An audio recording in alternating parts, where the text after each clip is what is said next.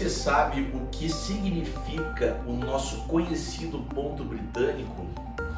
E quais os desdobramentos para a organização que se utiliza dessa prática pode advir essa anotação, que se constitui sim em anotar os horários de entrada, saída e intervalo sem quebra de minutos. É sobre isso que nós vamos tratar aqui hoje.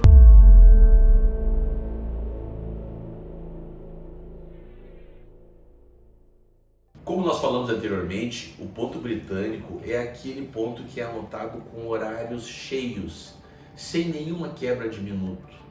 E ele não é aceito pela nossa legislação. E nós vamos entender hoje aqui por quê.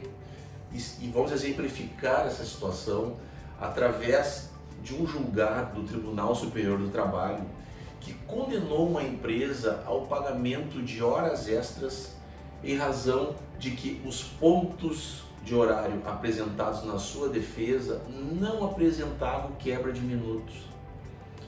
O Tribunal Superior entende, e esse entendimento já está inclusive sumulado, que a anotação nesses moldes é considerada inválida e não pode ser um meio hábil de prova a comprovar a real jornada de trabalho do colaborador. Isso porque se entende ser humanamente impossível que uma pessoa chegue ao trabalho exatamente no mesmo horário, que ela faça o seu intervalo exatamente no mesmo horário, no mesmo minuto, e que ela vá embora também exatamente no mesmo horário. Dentro dessa dinâmica, entende-se que essa anotação procura sim burlar a ocorrência de eventuais horas extras ou então de um desrespeito ao intervalo entre a jornada. E leva a crer que o trabalhador teria sido doutrinado a fazer anotação nesses moldes para mascarar a eventual jornada de trabalho, ou então pode levar a crer que as anotações são feitas por um superior hierárquico, sendo que o trabalhador só é convocado para firmá-los, sendo que os horários já vêm previamente preenchidos. Essa empresa, na sua defesa, alegou que desconsiderar esses controles de horários atentaria ao princípio da boa-fé, uma vez que os controles existem e estavam efetivamente assinados por esse trabalhador. Mesmo assim, a decisão foi mantida e a empresa foi condenada ao pagamento de horas extras nos exatos moldes dos horários trazidos na petição inicial.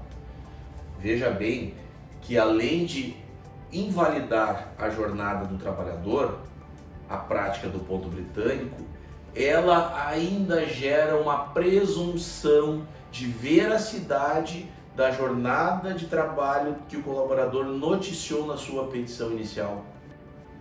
Então, além dela não descrever exatamente o real tempo trabalhado ou de intervalo, ele ainda traz para o próprio empregador o ônus da prova de tentar desconstituir aqueles horários que o reclamante elencou no seu pedido. Então é muito importante atentar a esse detalhe, porque ao utilizar dessa prática, além da empresa não poder utilizar-se desses documentos para comprovar a real jornada de trabalho, ela ainda está gerando uma presunção de veracidade dos horários que esse trabalhador faça constar numa eventual ação trabalhista. Então, o dano para a empresa nesse sentido, ele é duplo, digamos assim, pois além de não trazer a real jornada, ele ainda gera uma presunção de veracidade daqueles horários que o trabalhador venha a colocar na sua petição inicial.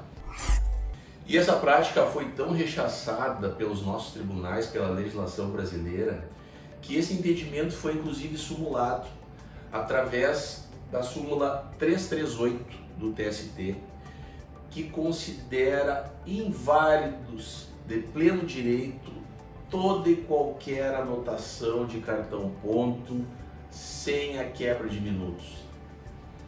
É muito importante dizer que todo e qualquer controle de jornada, desde que traga de forma fidedigna os horários de entrada e saída e intervalo, é considerada válida, muito mais do que o controle de horário britânico. Então, se você efetivamente possui mais de 20 trabalhadores e eventualmente não adquiriu o ponto eletrônico ou outros meios de controle de jornada, você pode sim adotar também o ponto manual, aquele livro, aquele caderno que era uma prática de tempos passados, em que o trabalhador, ao chegar, anote exatamente o horário que ele chegou, exatamente o horário do intervalo e da saída, com quebra de minutos. É muito importante destacar aqui que esses controles, mesmo que se deem de forma manual, eles são sim considerados idôneos. E a nossa legislação vai mais além. Ela tolera que a anotação possa acontecer de 5 a 10 minutos, seja na entrada, seja na saída, sendo que esse eventual atraso ou eventual antecipação do início da jornada não é computado na carga horária do trabalhador. Então você não precisa ficar temeroso de que seu trabalhador venha chegar 5 minutos antes, bata esse cartão ponto 5 minutos antes do início, ou então você também não pode descontar do trabalhador caso ele se atrase dentro dessa tolerância. A legislação já prevê, porque entende, como eu falei anteriormente, ser humanamente possível que uma pessoa consiga chegar ao trabalho e ir embora exatamente no mesmo horário. E dentro dessa dinâmica, considera taxativamente inválido todo e qualquer controle de horário que seja britânico. A nossa recomendação de hoje, então, é que você se municie de um instrumento, pode seja ele manual ou não, mas que registre de forma fidedigna os reais horários de trabalho do seu colaborador, pois dessa forma você estará assim gerando meios hábeis de prova a fim de comprovar que a sua organização respeita os horários de trabalho, os intervalos e que eventual hora extra será paga nos exatos moldes do período trabalhado. Ok? Um abraço, até a próxima.